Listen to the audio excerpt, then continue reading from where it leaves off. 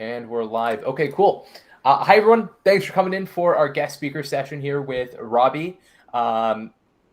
Just as usual, like we've done in the past, we're going to be using the Q&A function in Google Meet. So if at any point you guys have any questions, go ahead and drop them.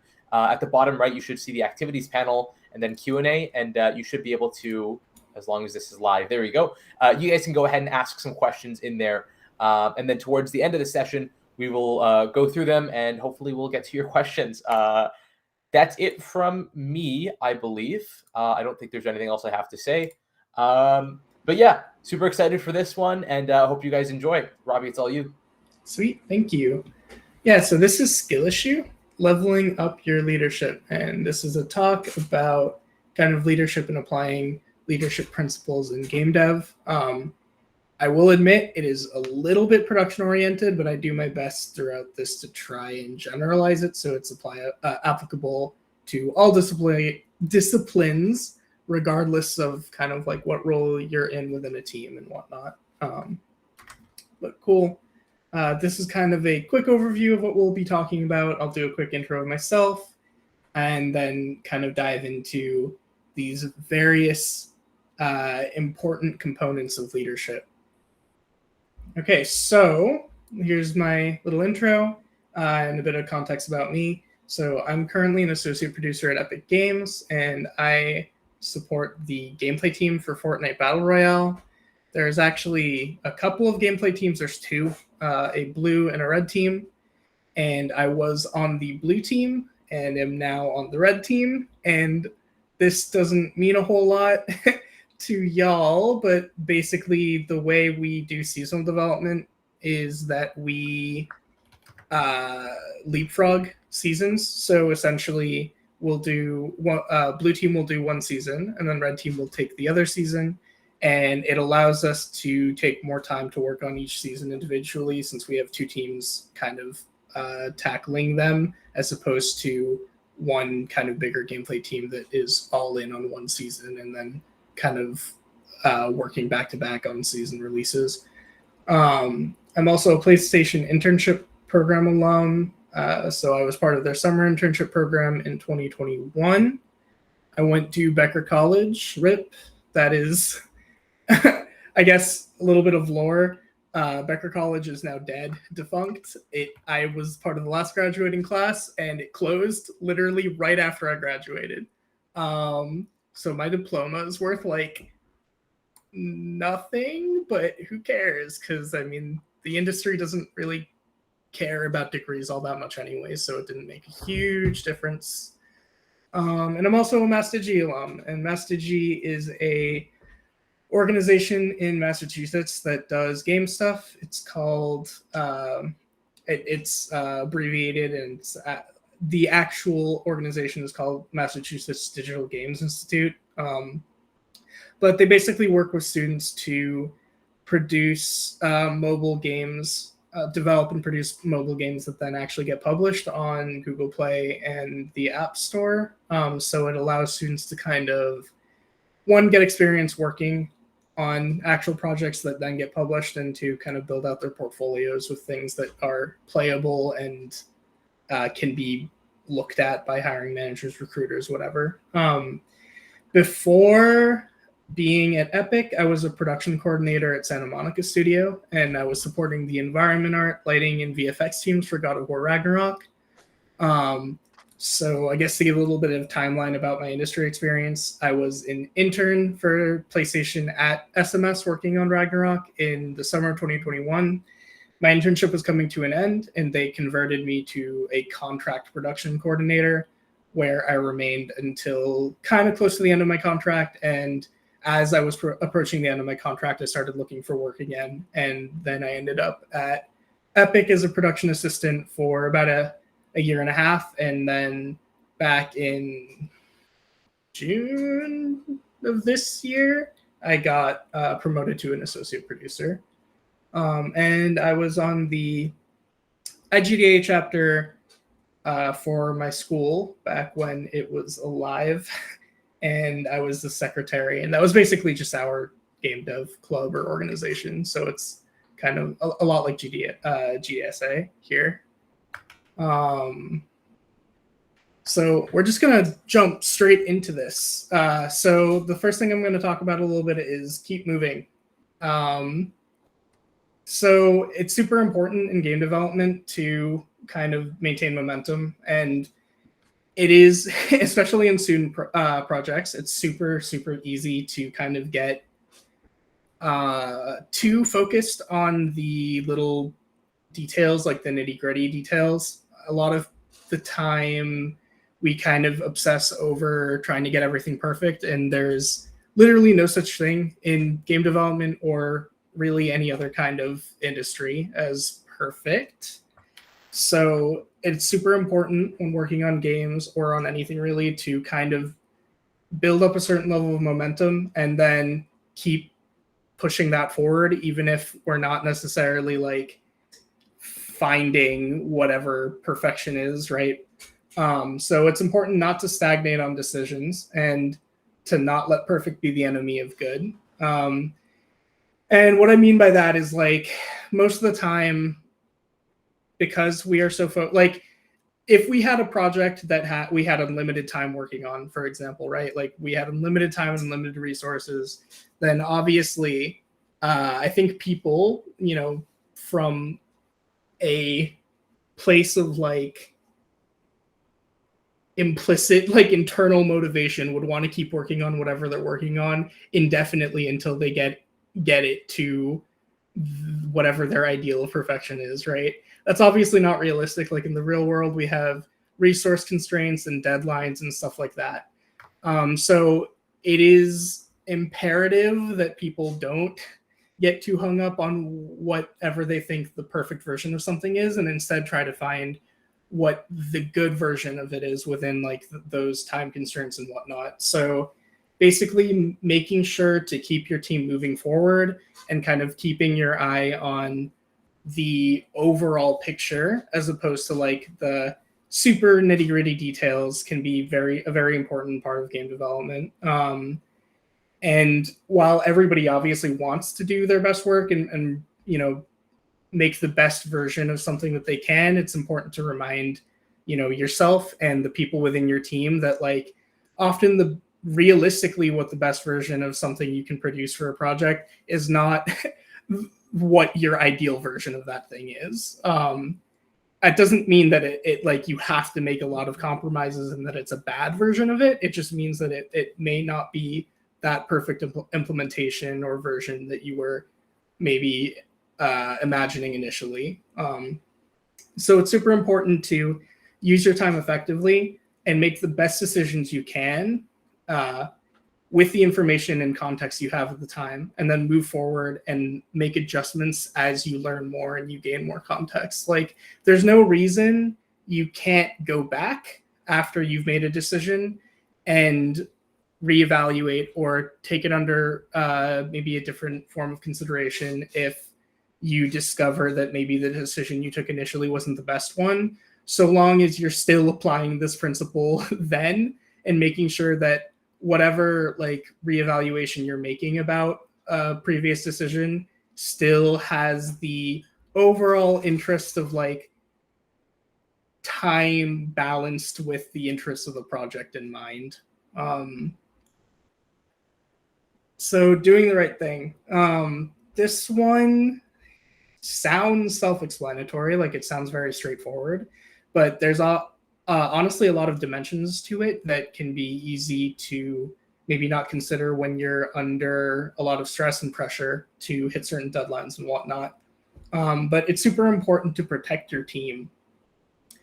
And this kind of is, sort of coming from a production perspective, but this is something that you can apply as like a lead within certain disciplines, or even as like an individual contributor. You can still try to uphold like certain standards and communicate your expectations in order to make sure that your team is working within a healthy environment.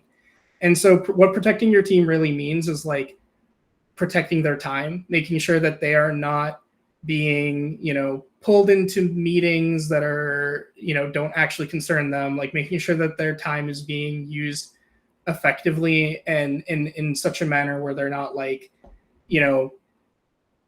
being pulled into meetings that don't necessarily concern them, or like being asked to participate in certain conversations that they don't need to be a part of necessarily. It's important that you can provide your team with all the visibility they need in order to continue making the right decisions for them and moving forward. But at the same time, you don't want to put your team, like if your engineers or whatever, in every single meeting, especially like if they're design or art oriented or whatnot, because even if you put them on there as optional, there's a good chance that they'll probably go feeling some amount of obligation. And their time is almost always better spent, heads down doing the work, unless there is a specific meeting or conversation that directly requires their input or requires their expertise and whatnot. Protecting your team also includes protecting people's health, and that means including your own. So this is something that's super important as a leader. It's important to keep in mind that you are setting an example for the rest of your team, like the people who work directly around you. And so, one, you should encourage people to, take whatever time they need to maintain their health and like to prioritize their health first and foremost, regardless of like what the immediate impact of that looks like. The other component is that you need to do that yourself. And this is super difficult. Like, this is something I struggle with myself because there's always so much going on. And I always feel like, oh, I don't really have, like, there's never a convenient time to take time off, Like, if you're in the middle of a project, there's always something happening. There's always something where you feel like you need to be there in order to be involved and make sure that things are getting done. But in reality, like, your team can and will function without you if you need to take time. Like, it's not, this is not an excuse for you to like slack off or anything like that. It's just about making sure that you are yourself are healthy enough to be able to be there when it really matters, like when your team needs you to be. And because you are, like acting as an example for the people directly around you, if you take the time to like take care of yourself, then they will feel more comfortable doing so themselves. So that's another important part of like protecting your team, is making sure that you're not only prioritizing their health, but also prioritizing your own, so that they understand that it's okay for them to be prioritizing their health. And work-life balance, that's that like big tie-in with health. Like there's a lot of overlap there, but there is definitely something to be said about work-life balance outside of like the context of physical health, right? Like mental health is incredibly important. And people are not wired to work nonstop and only think about work and only like, even if you are super passionate about game development and you really enjoy doing it, like there is literally nobody that is immune to burnout. And there's multiple different models of burnout that I honestly, there's a GDC talk you can find in the vault that I think is publicly available for everyone about occupational burnout that I really recommend people check out. And it really goes to show like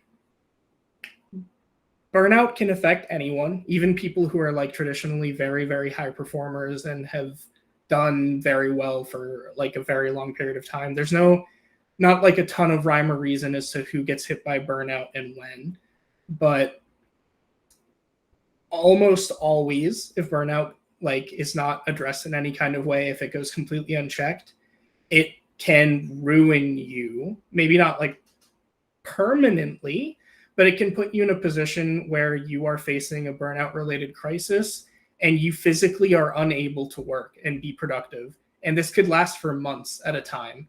So it's imperative that you yourself and the people around you are maintaining some level of boundaries with work and like the relationship with work and games generally. Like it is, everybody's individual. Everybody has different ways that they can like detox and whatnot, but it's just important that you make sure that your team is not, constantly working, is not, missing out on important life events outside of work for the sake of working, because that's not good for them. That's not good for you. And there are consequences when stuff like that happens. And you're not always going to get this right.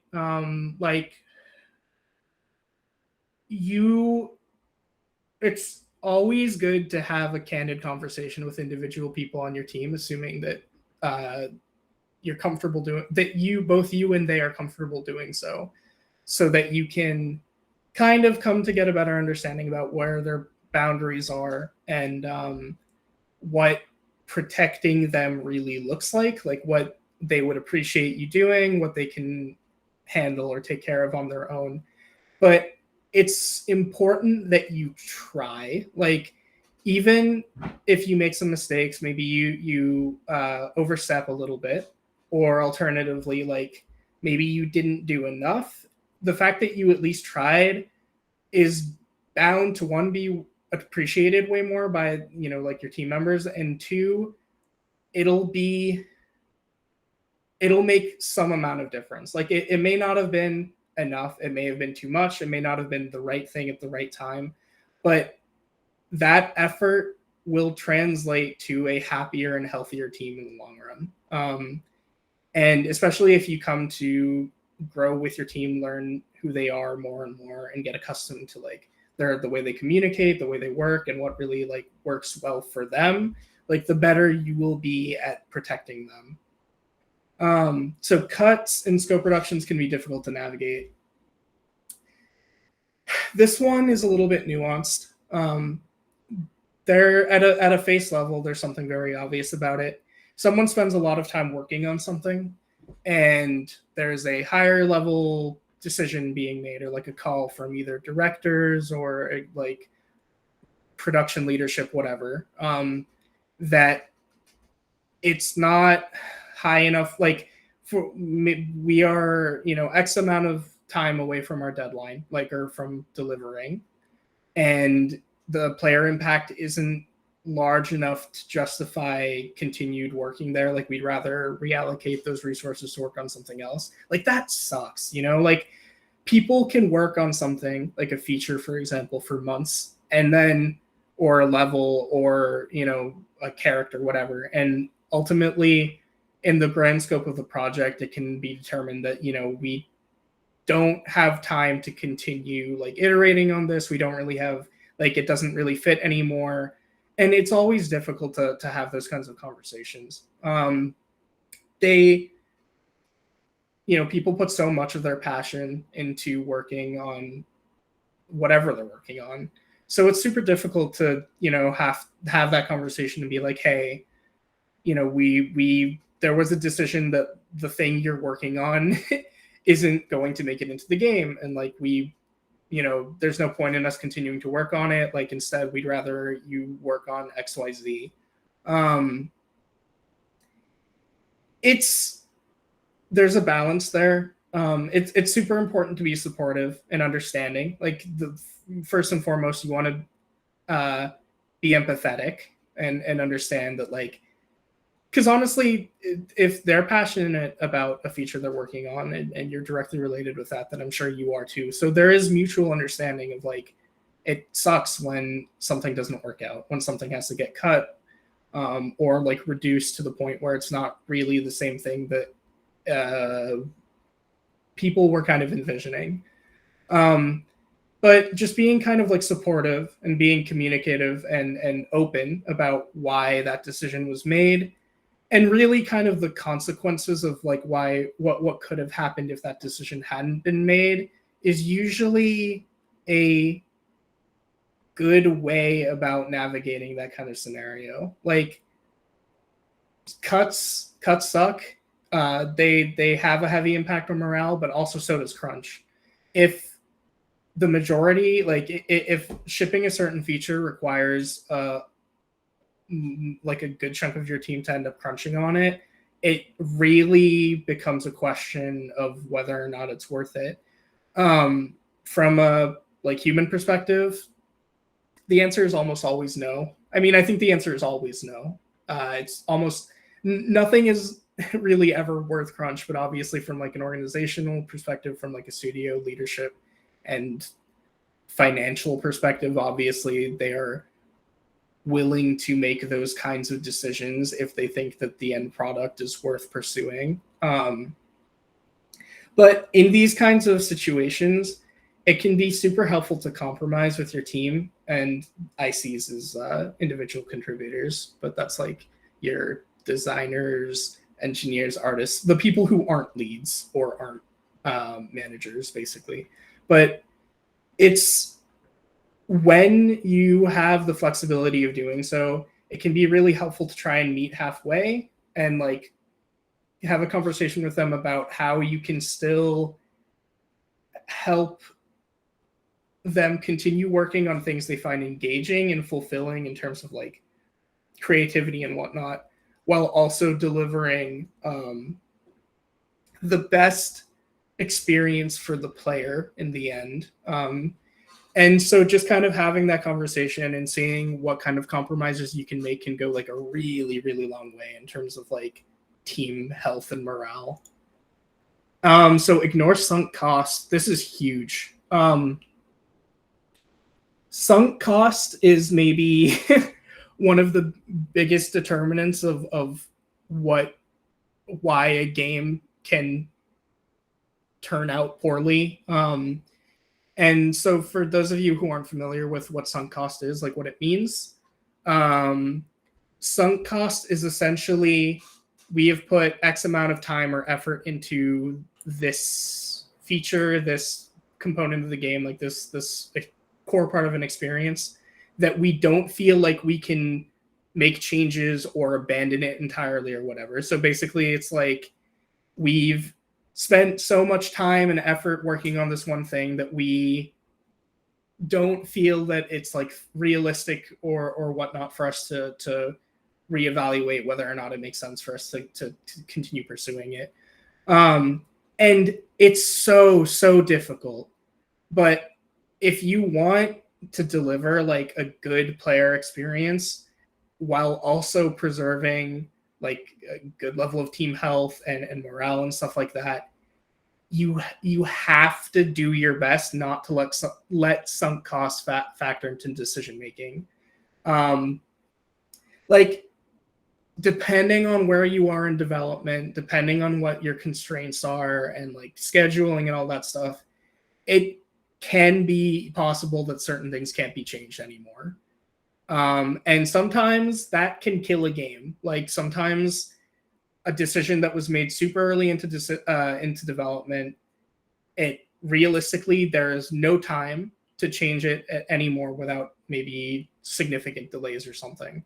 But where you have power to do so, it's important not to let sunk cost factor into your decision making and to try and find what's best for your team and for the players, like the people who are actually going to be playing this game eventually.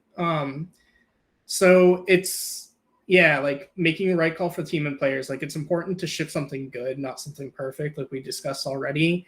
And sometimes sunk costs can be the biggest thing blocking you from being able to deliver. Too much commitment to something that you are, like evaluating or exploring earlier, when really you should be like doing what you can to iterate frequently and find the fun. Yeah, ask the same question again and be open to a different answer when you have new information. Throughout the course of development, you're going to find yourself asking certain questions, like you, your lead, your producer, whoever. There will be questions that crop up about individual features, whatever. There's almost always something, right?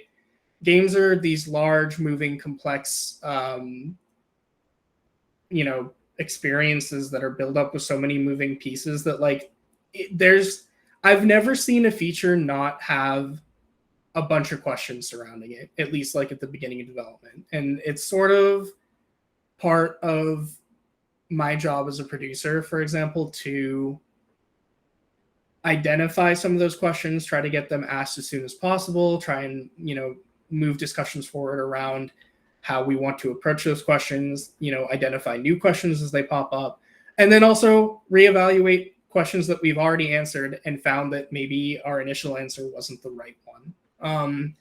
It's another thing that can be pretty difficult to do, but it's important to periodically take a step back from whatever you're working on, especially if you're working very, very closely on it. Like, you don't have the perspective of the whole project. But even if you are looking at it at a higher level, it's important to take a step back every once in a while and kind of reevaluate the decisions you've made. That doesn't mean you have to change anything. It's just like everything you have done could have been maybe the right choice up to this point. But it's just important to keep that sort of perspective in mind. And like, you can revisit those questions you've answered before and determine that the answer you gave then may have been the best answer at the time because of all the information and like context you had then, but it's not the best answer anymore. And it's okay for you to pivot so long as you can sit down with the people around you and come up with a reasonable plan for doing so. It's just important to kind of like iterate. And a lot of people tend to get really hung up on like, this was the plan. This was the original plan, and we're sticking to it to a T, instead of this was the plan. We thought everything was like well thought out, or we thought everything was right when we first made it, but we realize now after the fact that we didn't know everything and we have more information. So we're going to tweak the plan and try to still deliver the best thing, like the best game or feature version of the feature or whatever that we can within our time and resource constraints. And don't maintain the status quo. So like, just because things are done a certain way within your project or team or whatnot doesn't mean that that's necessarily the best way of doing things.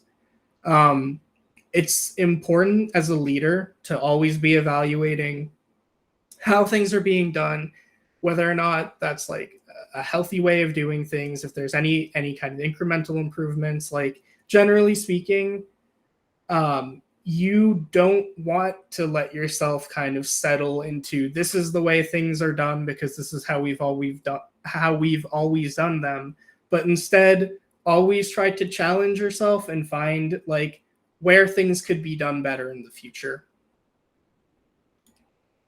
Okay, so be transparent and honest with purpose. So this kind of goes back to that point about cuts and navigating like cuts and scope reductions. It's important for you to be honest with your team. Like, you should respect your team and you don't want to keep them in the dark.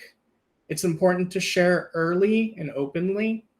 So when you have information, like when you get information, the sooner you can share it with your team, but especially concerning like your team, big features you're working on, the project as a whole, it's definitely the sooner you can share it, the better.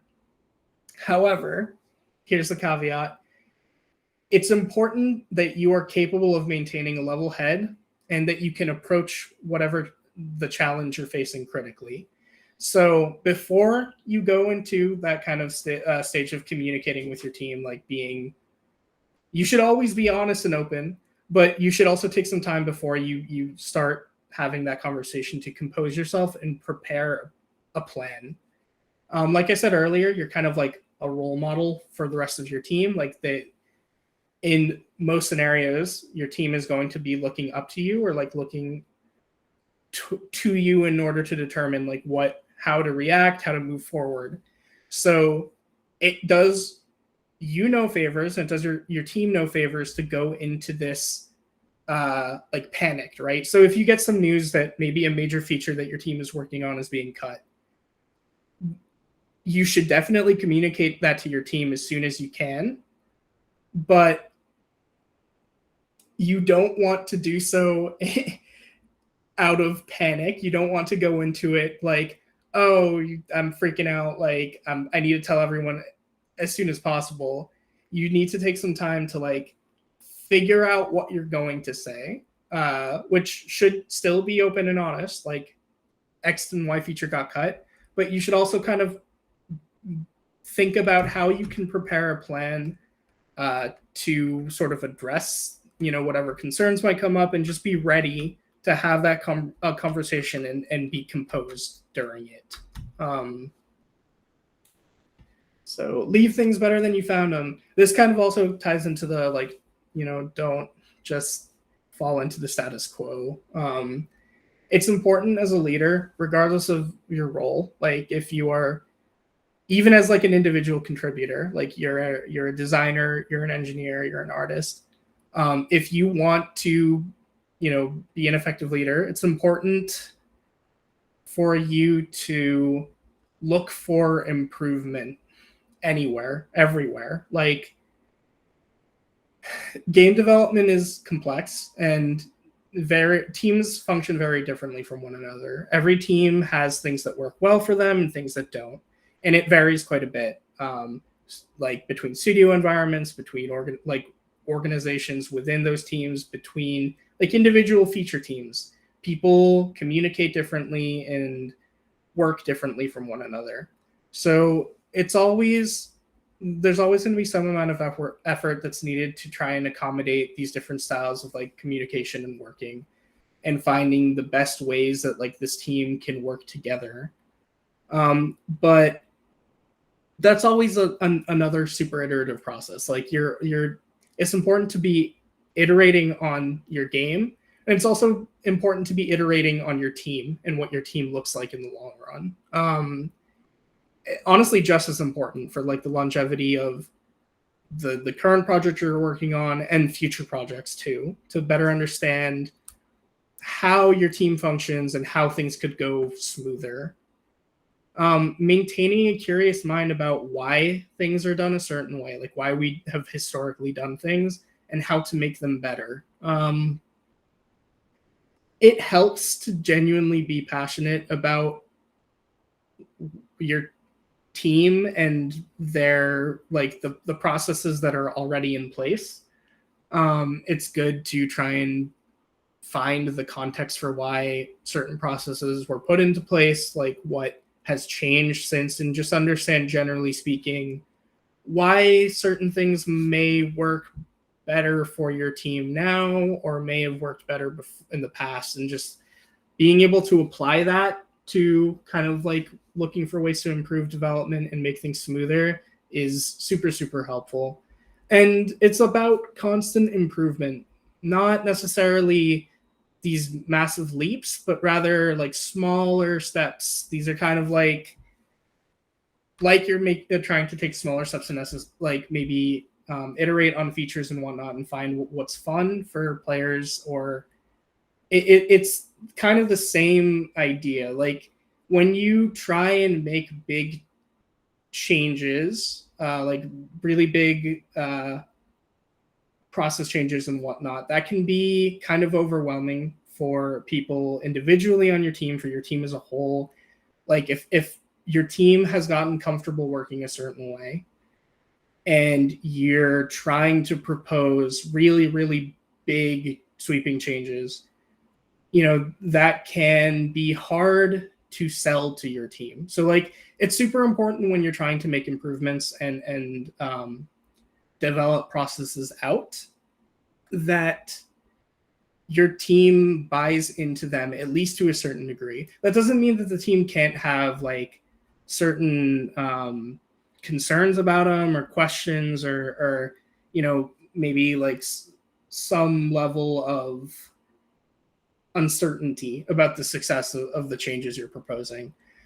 But generally speaking, you want them to commit to the point where they're at least okay trying and like giving it a fair shot. Because if your team from the get-go decides this isn't going to work for us, then it isn't going to work for them, because they're not going to give it a fair chance, right? So when it comes to making changes and trying to make process improvements or like development improvements, it's super important to do so kind of incrementally and taking small steps in a way that's like healthier and that people can find value in. If you if you try to overhaul everything all at once, you probably just risk your team not liking you very much and not really functioning super well under those new changes. And in all likelihood, you'll end up reverting to the way things were done before without actually having discovered whether or not those changes were helpful or, like an improvement over what the previous process was. This is a big one. So being humble. I mean, nobody really likes to work with like an asshole, generally speaking. Like people, you can tell when someone has a really big ego.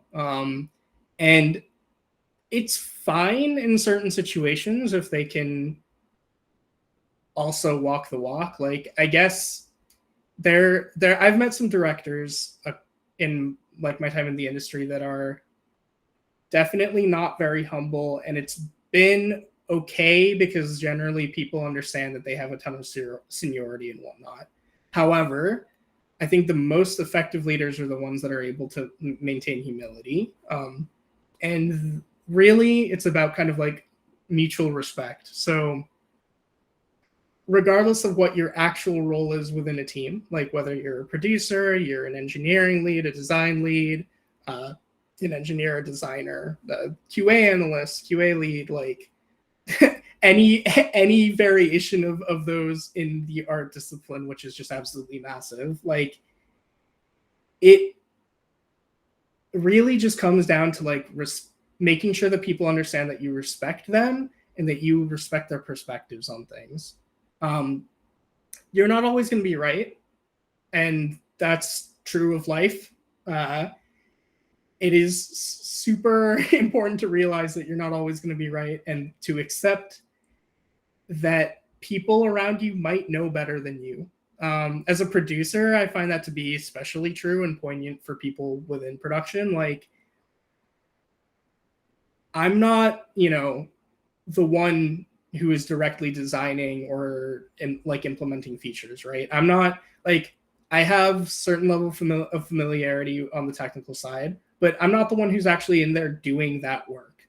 So it's important to keep in mind, like, I don't necessarily know what's best for this feature. I don't necessarily know what's right. And it's super important then to like trust the people around you and trust their, their expertise, their experience working on XYZ, and just take all of that into consideration when it comes to decision making. Like, the best way to operate as a leader, regardless of your own actual experience, and like, even if you have been in the industry as a designer for a decade, right? And now you're a design director. An effective design director will still assume that their team is smarter than them. And when I say that, I don't necessarily mean like, oh, Jerry over there is really good at trivia. I bet he's better, like he knows more about whatever than I do. But understand that your team, who is working more closely with whatever features they're working on, or whatever like art, levels, environment, whatever, they're going to have more context than you. They're going to be closer to it, and they're going to have a better general understanding of what it means. That doesn't mean that your perspective is invalid either, but it means that when it comes to whatever they're working on, they are like 99% of the time probably going to have a better answer than you are. And that's okay. It is about you working with them and respecting that, and working together to establish what the right decisions moving forward are.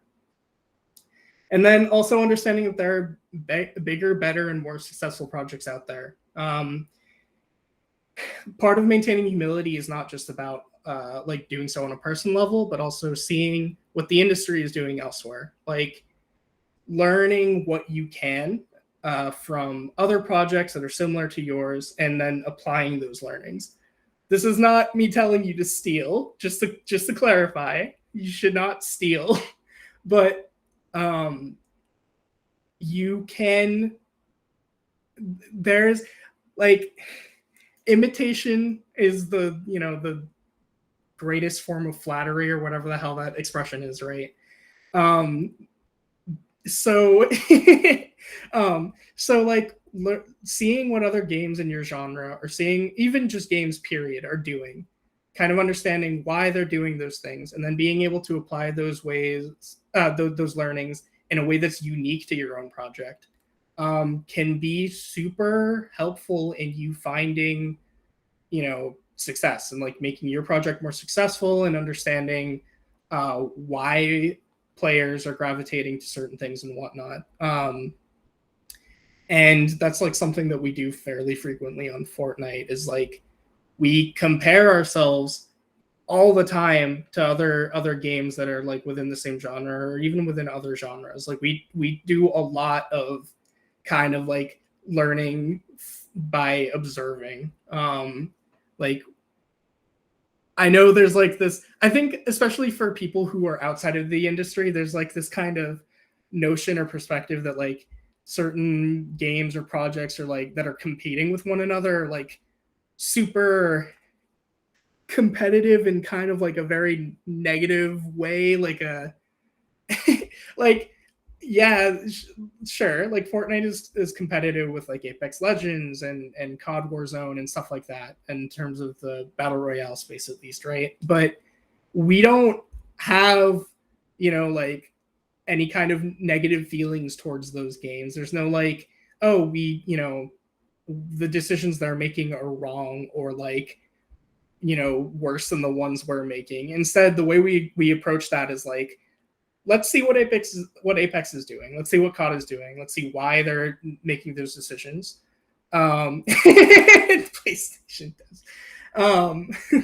But those kinds of being able to like look at competitive projects to your own, looking at the competition and understanding their decision making and why they're doing certain things, can be super, super helpful to you, and understanding how you can also continue to improve and make your game like fresh or interesting for players and whatnot. I think this would be okay. No, I have a couple more. So own the outcome. So you should practice empowerment leadership. What this means is like, you want to own the team's path to success. This doesn't necessarily make you a creative decision maker.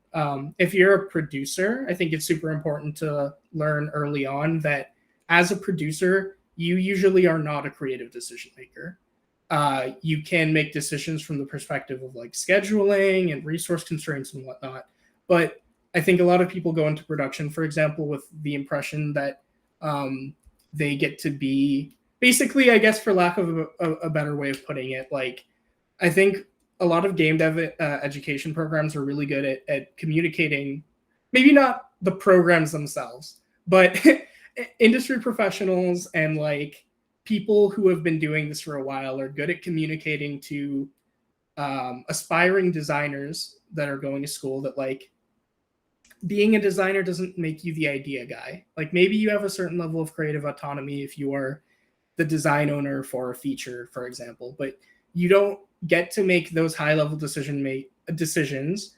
Generally speaking, like, you have to be in the industry for a long time, or I don't know, have a lot of money, and because you have a lot of money, you can start your own studio, whatever. But like, generally speaking, in AAA especially, you're not going to be kind of like the idea guy. And I think a lot of students go into production assuming that because designers can't be the idea guy, that somehow they get to instead, which is the entire wrong understanding of what production is, because that's not production at all. So basically what empowerment leadership is, I think it has historically been called servant leadership, but there's something a little bit unsavory about that way of describing it. So empowerment leadership is, I think, a little bit more appropriate, but it's basically about doing your best to support your team. So it's not about you as a leader. It's not about like what you want, what you think is best. Instead, it's about doing what you can in order to empower your team so that they can produce, the best thing they can within the time and resource constraints that they have, right? So like, everything about empowerment leadership is about like focusing on making your team stronger and helping your team the things they do best. So that's like taking away, the things, taking away distractions. Like if you have a designer who's super good at, actually being an engine and working on this stuff, then why are they wasting time, answering questions in XYZ meetings that you could potentially be answering yourself as like the representative for this person, for example. So empowerment leadership is really just about supporting your team to success and like to them being individually successful and then successful as a collective. So taking accountability is super important. If you want to be an effective leader, you need to take accountability not only for yourself and your own decisions and actions, but also for the team and the team's decisions at large. If you don't take some level of accountability, like if you're not in there trying to help move your team in the right direction and you're not taking the accountability to do so, then you're not really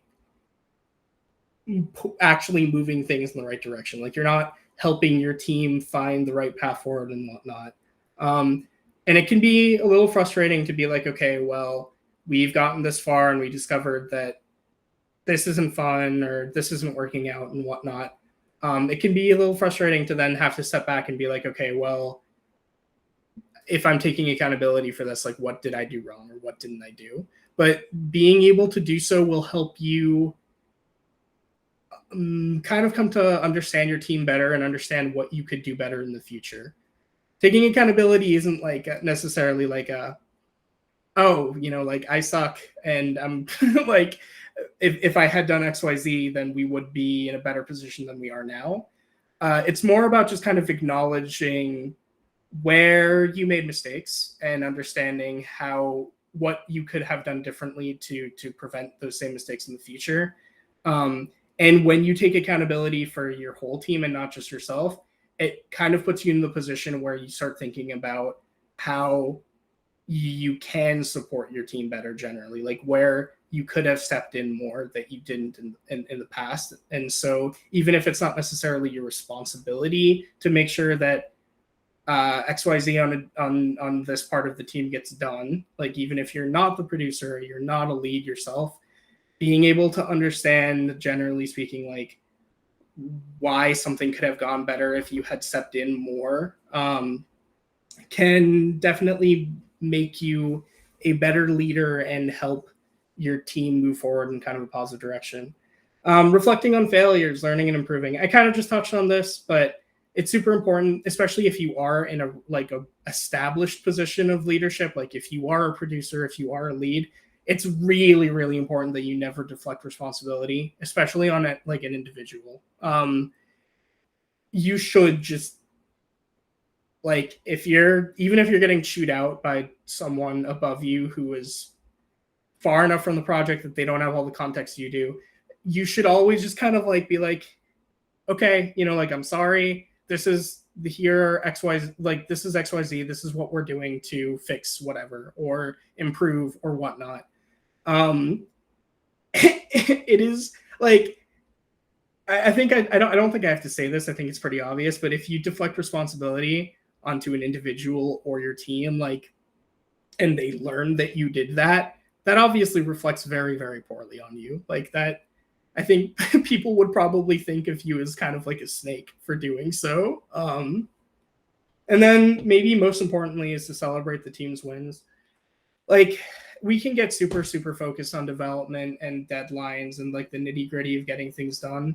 But if you don't take the time to celebrate your team's wins, like be it an individual person on your team as a whole and whatnot, then you're not nurturing an environment where people can still independently be proud of their work. But when you take the time to recognize that work and kind of celebrate it, your team will feel healthier. There'll be like the morale will be higher and people will feel good about continuing to move forward and keep working. And so this is my last slide. Be a force multiplier. find ways to make your team more productive, efficient, and effective. So you can augment with process, communication, automation. All this stuff is basically just a way of saying, like, you know, if something isn't working or if something is working okay, but it could work better, you know, think about how you can bridge that gap of like, this isn't working to this is working now, or this is working okay, but we want it to work however much better.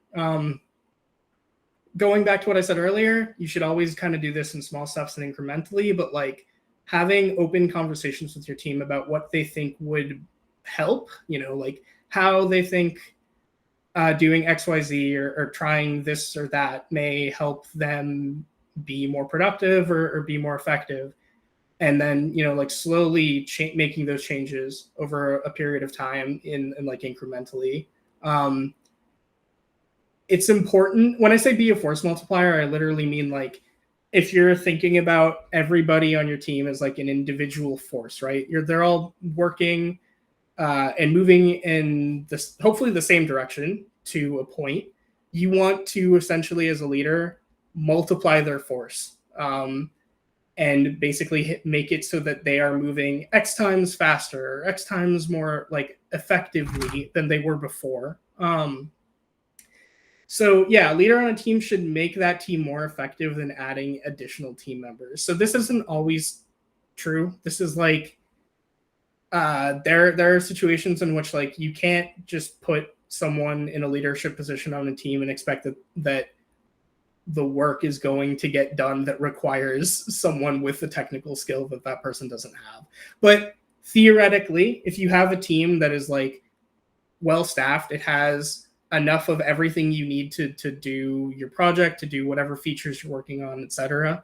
The idea is that rather adding a leader onto that team, it should be more effective than adding just like an additional person that can help doing XYZ. Like that leader should think about ways to make things move better, move more effectively, such that their presence helps everyone be better, as opposed to just adding like a single additional person that can do, you know, whatever work is assigned to them.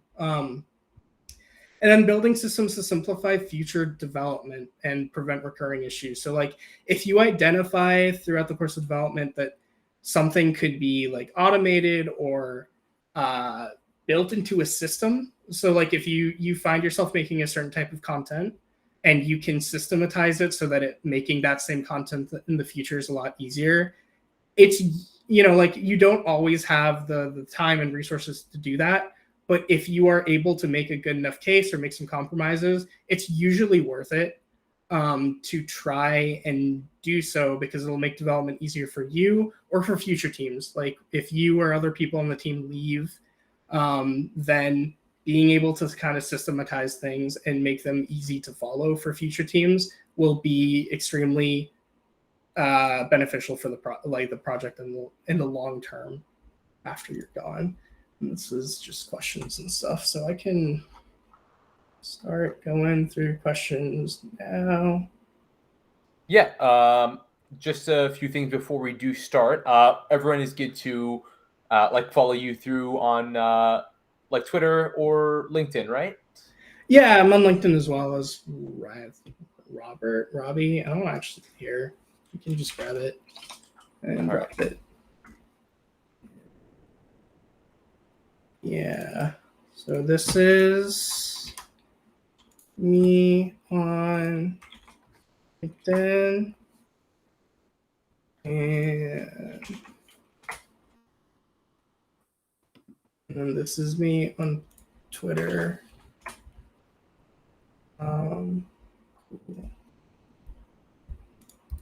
Q&A. Okay. So Albert asked, I know that a while back some studios were described as having a culture of fear and crunch. Essentially, everyone was forced to crunch, but nobody wanted to leave because they didn't want to be that guy who left others to do all the work. Ooh, how would you manage a group in this situation? Yeah, that's really, really rough. It can be difficult, especially when you're kind of like a middle manager, like you're working leader, if you're leading a small team, right, within a studio that has a giant culture problem like that, it can be very difficult to navigate because you don't necessarily have the tools. Like you're not super equipped in order to be able to make that sort of change within the studio at large. It is important that you do your best to cultivate a specific culture and environment within your team that is independent of the studio at large, even if that can invite criticism. It's way easier said than done, but generally speaking, if you're in a studio environment where like everybody is forced to crunch, it can be very difficult to like kind of, you know, fight against that status quo, but it's sort of important for you to try and fight on behalf of your team and still do your best to kind of encourage them to take the time they need and to maintain a healthy work-life balance. And like at first it's just your team doing it. And from like a perspective of productivity and whatnot, like that can maybe raise flags to certain people in leadership who are kind of enforcing this higher level studio culture. But if you are able to get enough people within your team to commit to it, and then you're able to kind of like cross pollinate that outwards amongst other teams, that's usually one of the better ways to try and like attempt to change studio culture. It is a very, very like overwhelmingly difficult task in that kind of situation though. Like, to be honest with you, the majority of people who are in this kind of studio environment, either like an expose comes out about that studio that is very scathing and they've reformed. Like that happened with Rockstar a couple of years ago in like 2017, 2018. There was all those crunch articles about Red Dead 2, and I'm not sure that they've completely reformed, but I know that they've made like a substantial effort internally in order to try and like fix that. I think the same thing happened with Naughty Dog and the first Last of Us game as well. But the alternative is it just continues being a problem and eventually people burn out and leave. So there's, as difficult as it can be, and it can put you in trouble, unfortunately. Like you want to do your best to cultivate a healthier environment, even if it's only within your own team. How difficult was it to get that internship you mentioned earlier? What level of skill are big studios expecting from an intern's resume portfolio? That's difficult. AAA internships are, I mean, the game industry is incredibly competitive, period. I think all of you are well aware of that. AAA internships can be very competitive because kind of almost as like a consequence of the industry itself being competitive, because a lot of people will try really, really hard in order to get into internships, kind of assuming that that might be their only chance to get into the industry. This is kind of like a subject for an entirely different talk, but like there's no shame in not getting a job directly out of college. The majority of people in the game industry didn't get a game industry job right out of college. It's okay to take time, and it's just important to be perseverant. But because of how competitive all of the industry is, that like trickles down all the way to internships where there's just a ton of applicants.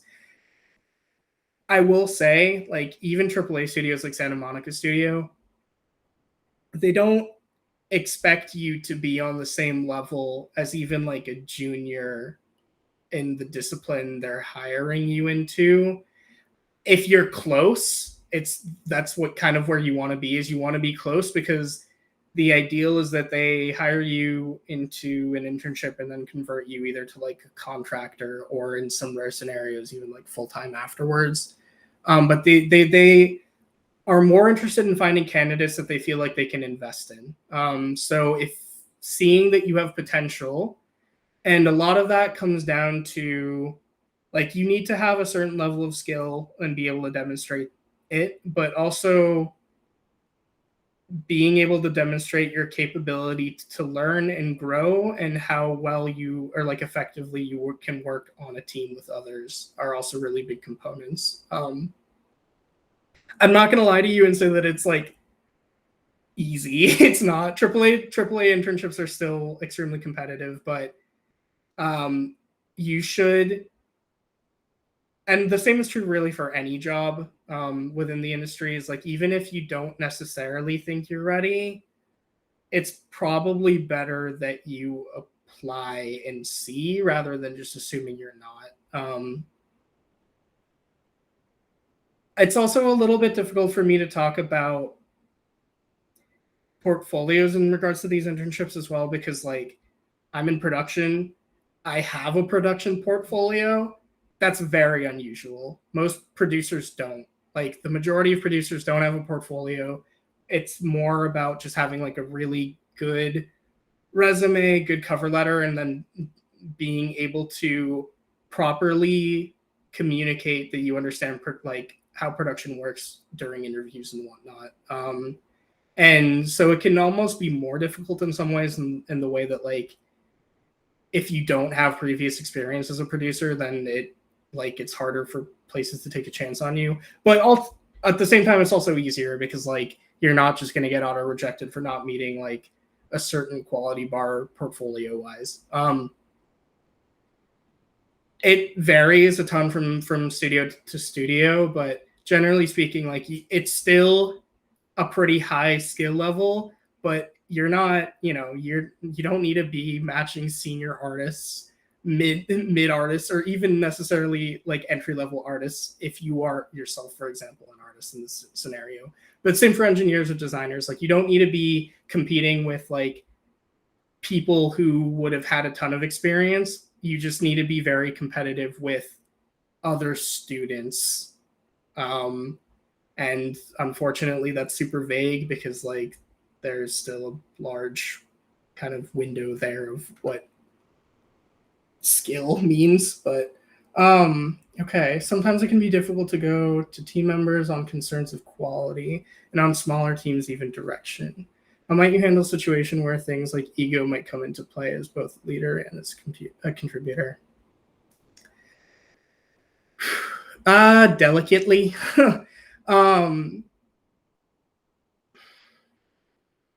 It's unfortunately it's not uncommon to find yourself in scenarios where you are maybe a contributor and you're working with someone who does have a big ego and maybe is more concerned about what they believe to be right than what is the best thing for the players and or like what the best thing for the team and the players is.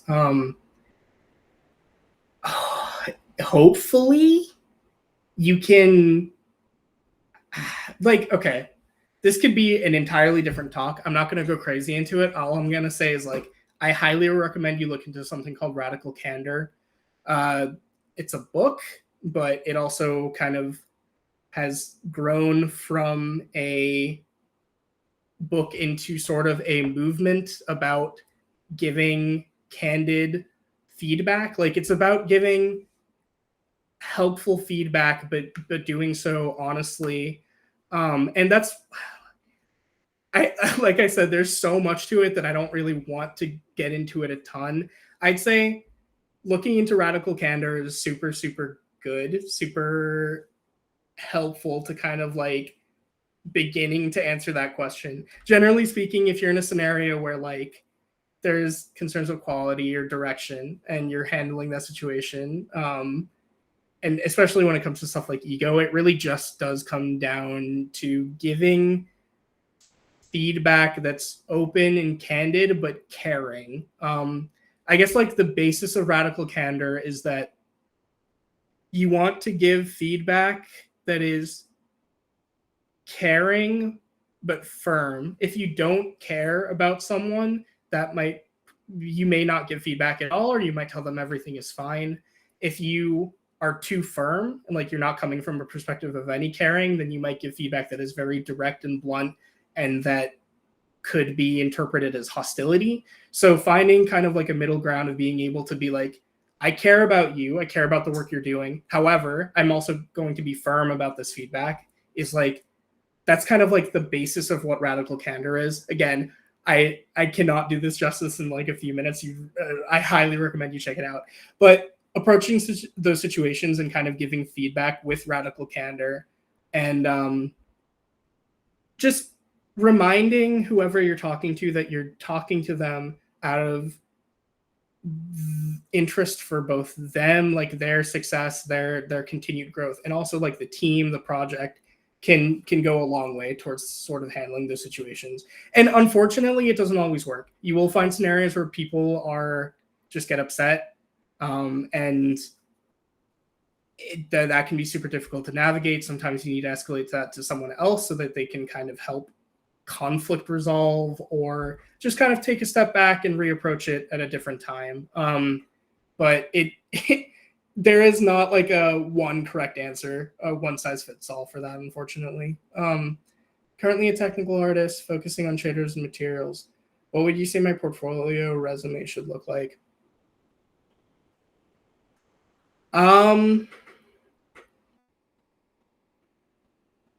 Let me get back to you on that. So portfolios are difficult. I'll try and find some good kind of like entry level technical artist portfolios. I'll see if I can ask anybody at Epic if they have any examples, or if I have any elsewhere, because I've got like a ton of portfolios saved up somewhere.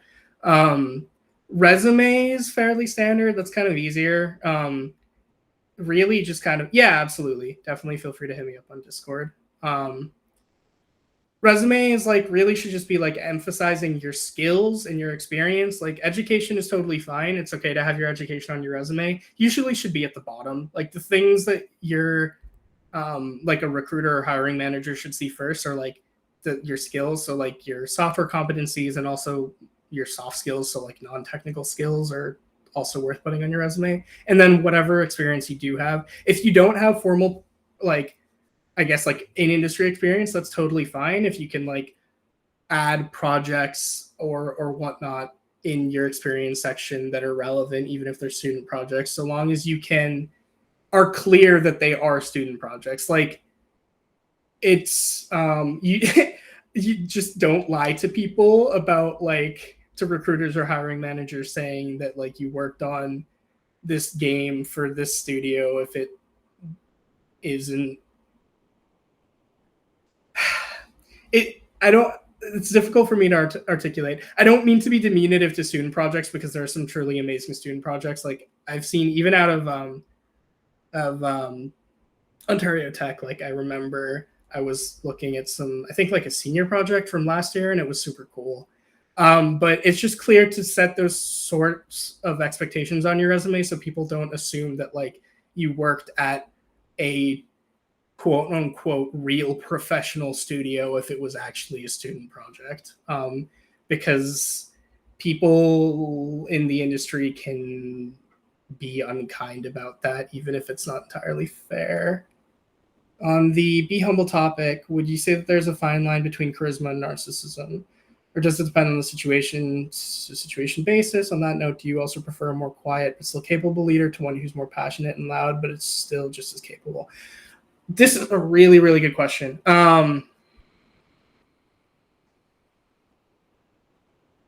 Yes.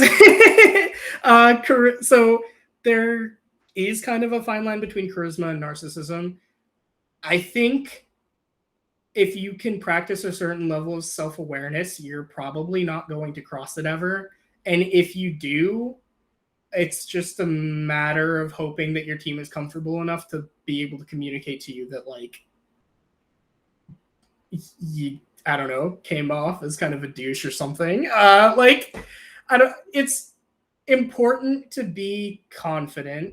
And I like, it's so hard for me to say whether I prefer like a quiet but capable leader compared to like one that's passionate and loud. I think I like someone in the middle.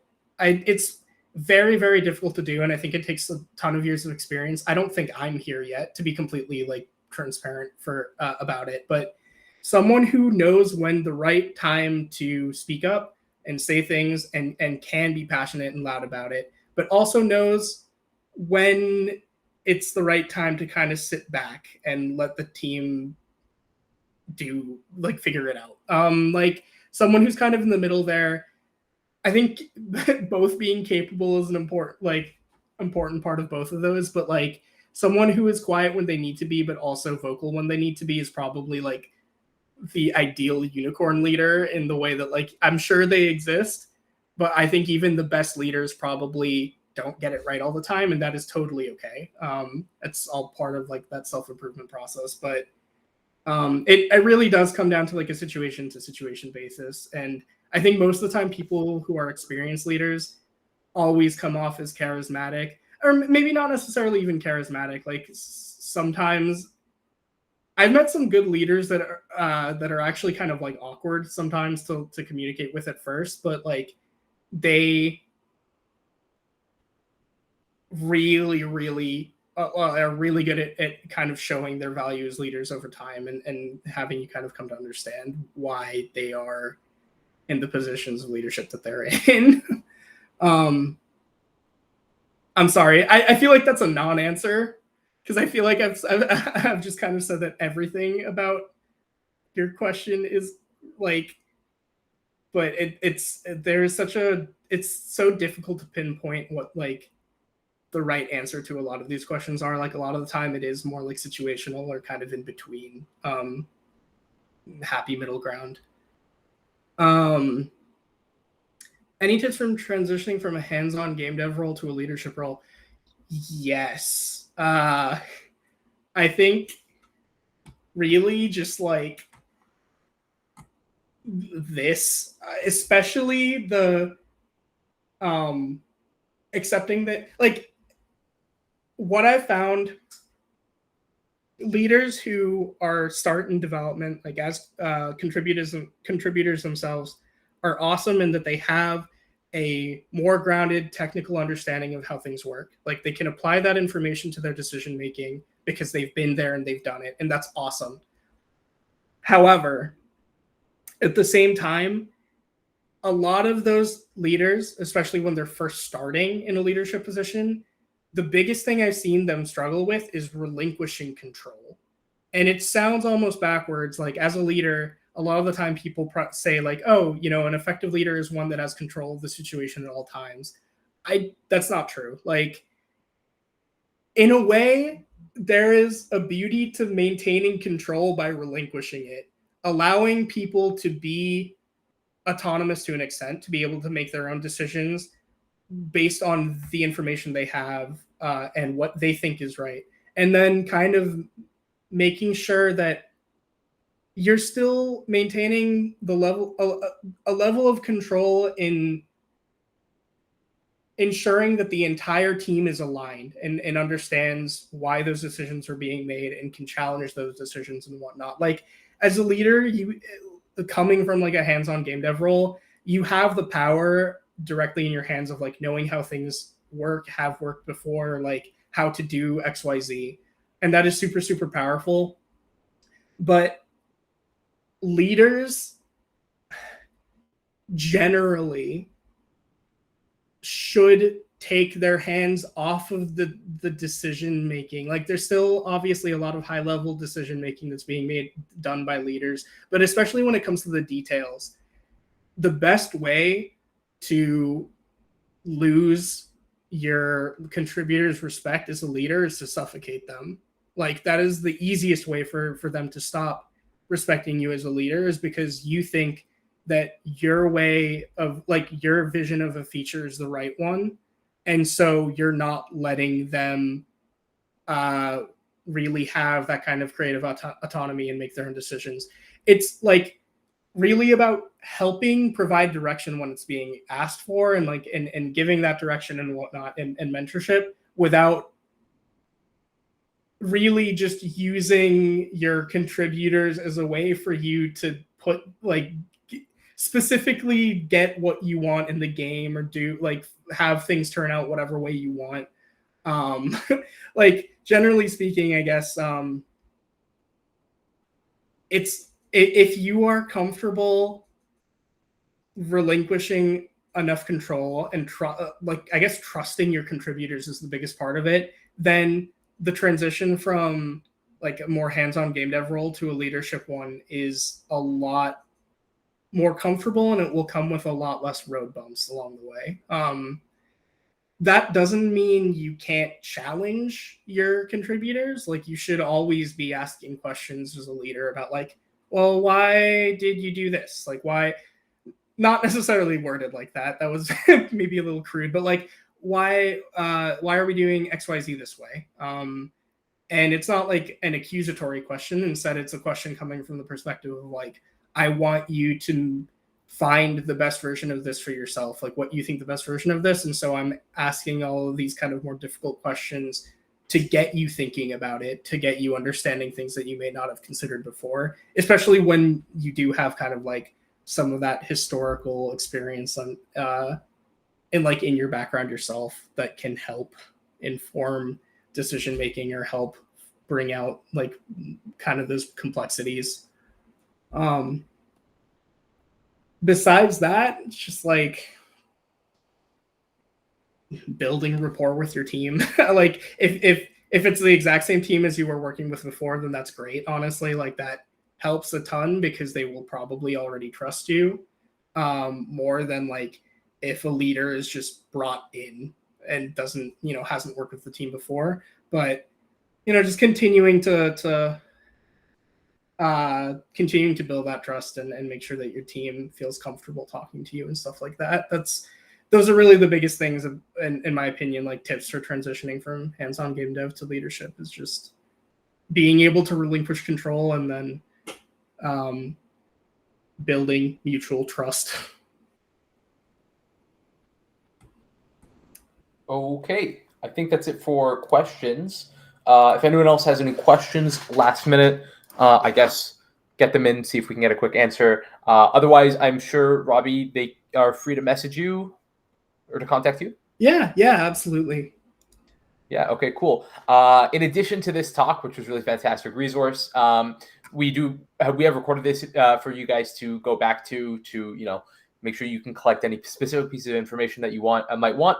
But Robby's also given us the talk that he gave to us 2 years ago when Hamraj was present. Hamraj is actually in the chat. He came by to visit. But so I will actually be sharing those slides. That one is more career focused, right?